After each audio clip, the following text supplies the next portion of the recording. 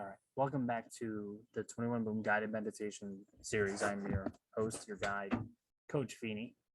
And as we begin, take your seat and close your eyes and become aware of the sensation of breathing. And see if you can follow the breath very precisely, covering it from the moment it arises to the moment it passes away.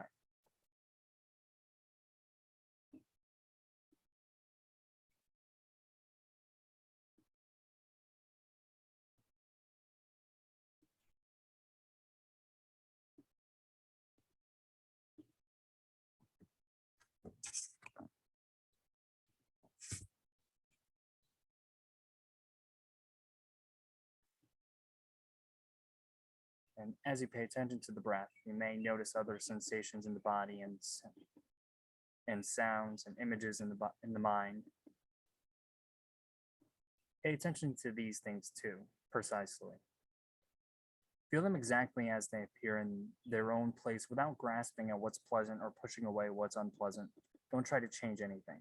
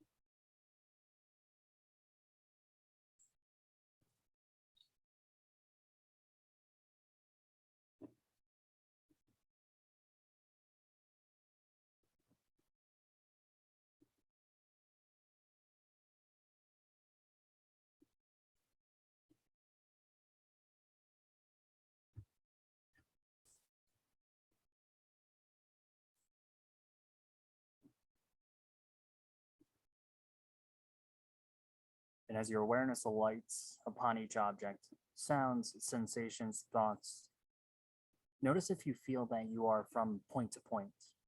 There really is no place from which to move. Everything is appearing in the same condition.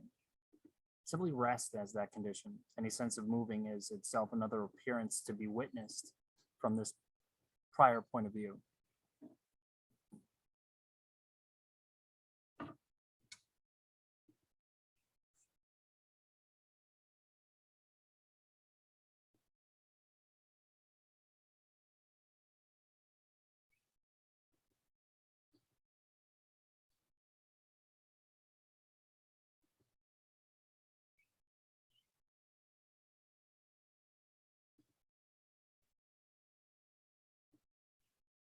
It's almost like you're watching a film, and consciousness is both the screen and the light projected.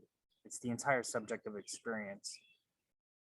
But the sense that there's a self, a seat of attention, a subject in the middle of experience, that's yet another appearance on the screen. That's yet another appearance on the screen. That's part of the movie. That is part of what is being experienced and what may yet be witnessed from the point of view of pure and open awareness. Anything that you can notice is not what consciousness is, merely because consciousness is doing the noticing.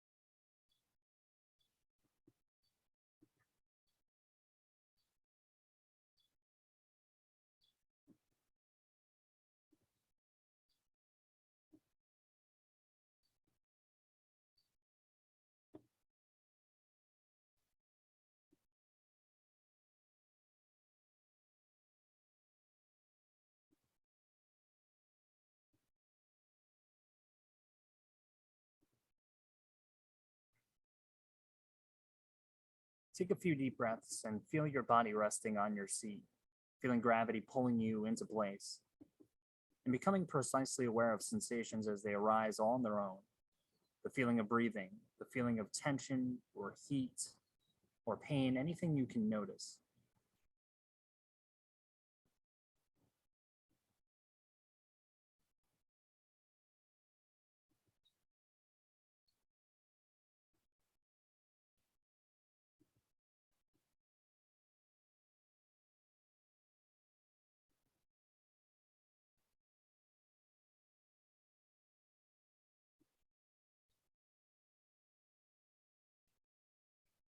And for the rest of this session, you might resolve not to move a muscle at all, no matter what discomfort arises. And if this worries you, if you feel any anxiety, just notice that it arises. Become interested in that emotion as a play of energy, and then attend carefully to any sensations that appear.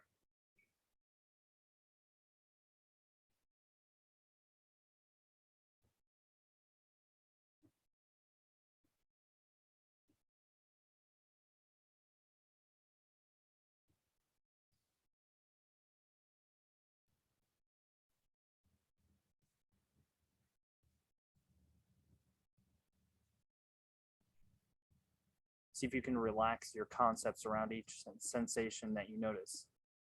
Try to perceive it as the raw data of experience. So rather than hearing a bird or the sound of a refrigerator, attend to the actual quality of the sound itself prior to the concepts.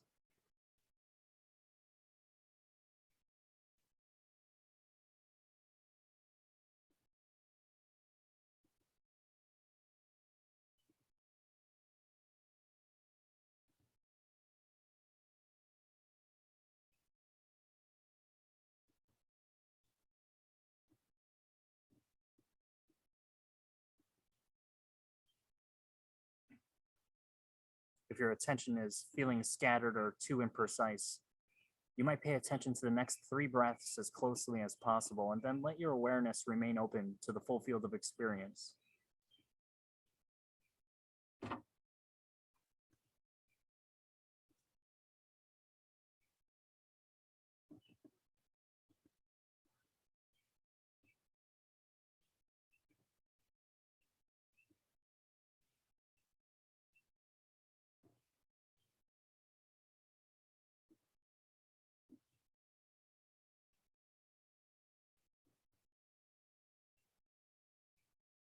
In the last minute of the session, simply start again and pay careful attention to each new thing that appears. Follow each breath as it comes and goes. Simply cover this pattern of changing sensation with your awareness.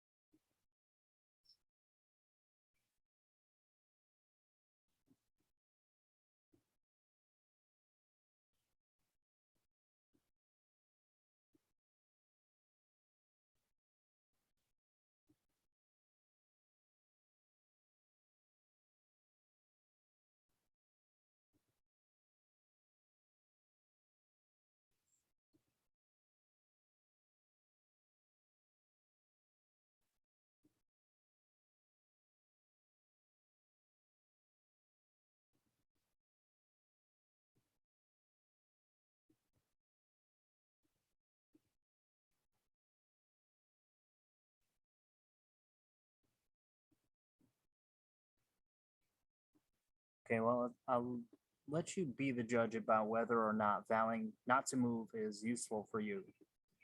It often increases the intensity of sensation, especially in longer sittings. It's amazing how uncomfortable one can get just sitting there, sitting still. And though the pain that arises sometimes can be quite intense, it doesn't necessarily signal that anything is going wrong with your body because the moment you move, you'll find that the pain goes away entirely.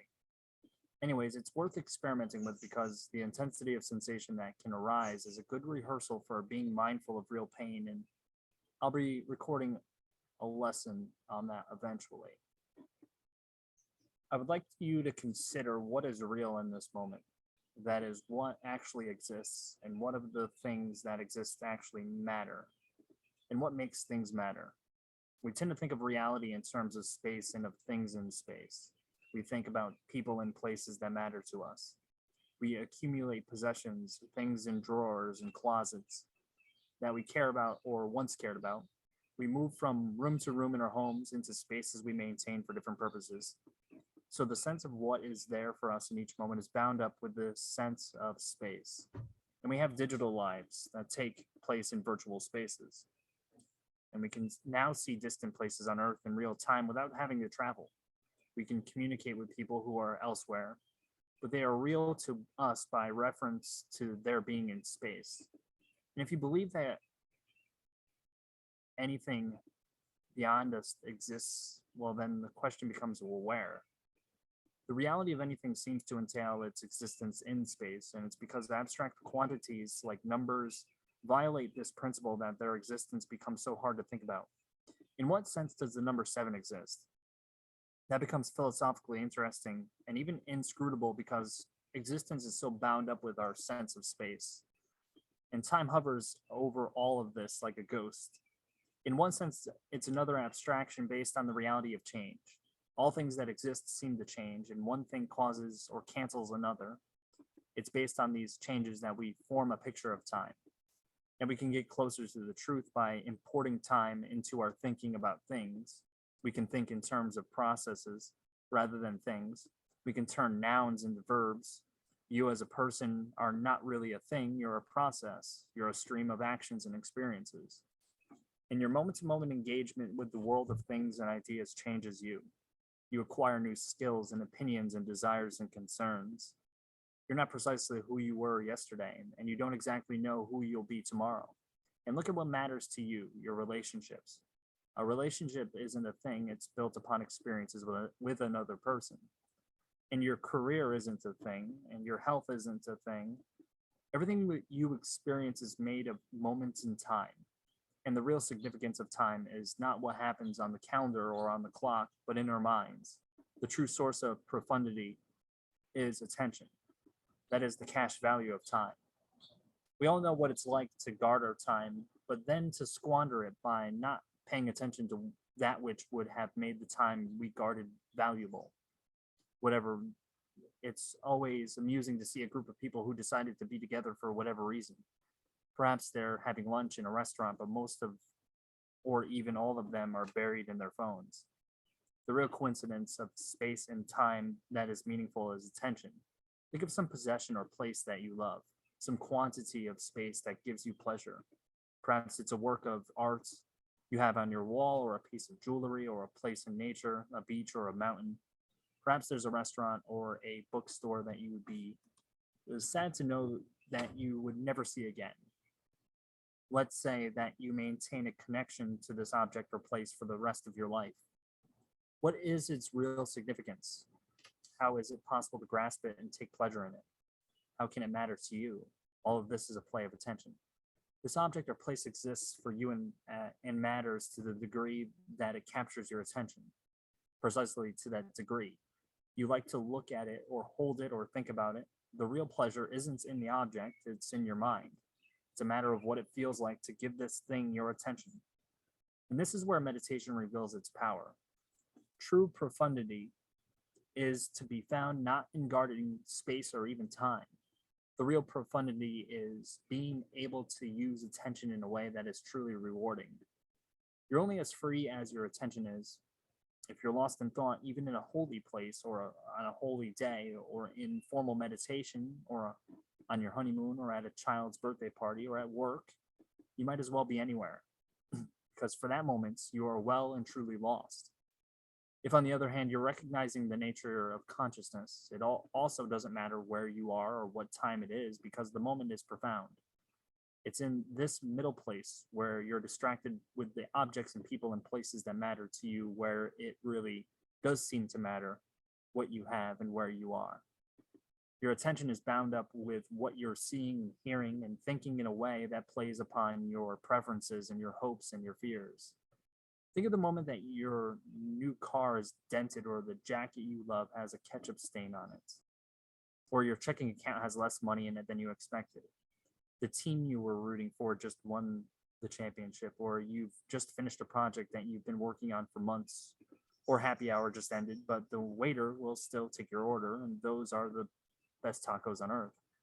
We mostly live in this place with attention bound up in what we want and what we don't want, what we expect, what we're surprised to find. And then our mind continually wanders into thoughts about the past and the future. And in our wondering, we lose awareness of the very things we want and have been busily gathering and guarding, and may even have in hand. That best taco on earth hits your tongue and you taste it, sort of, and then your attention races away to something else in space or time, or merely within the space and time of your imagination. Think about what matters and how it's possible for something to matter. Many of us have thought about what we would grab from our home in a fire. Just imagine it. Your family is safely on the street and you have a chance to grab something. What would it be? Photos, computer, a watch? You can't fit much in your hands. In some sense, we are always in this situation. We're always deciding what to grasp, what matters, what is worth paying attention to in this moment, because you can only pay attention to one thing at a time. And it's only meditation that gives you a choice about what to grasp and what to let go of. It's as though we continually wake up in the burning house of the present, only to find that we're holding and even struggling under the weight of some worthless object. That's what bickering with your spouse is like. That's what rumination is like. That's what most of our worrying is like. That's what comparing ourselves to others is like. That's what envy and regret are like. That's what pride is like. I mean, really, the tape gallery was on fire, and rather than rescue a Picasso or a Da Vinci, you risked your life to grab some chairs in the coffee shop.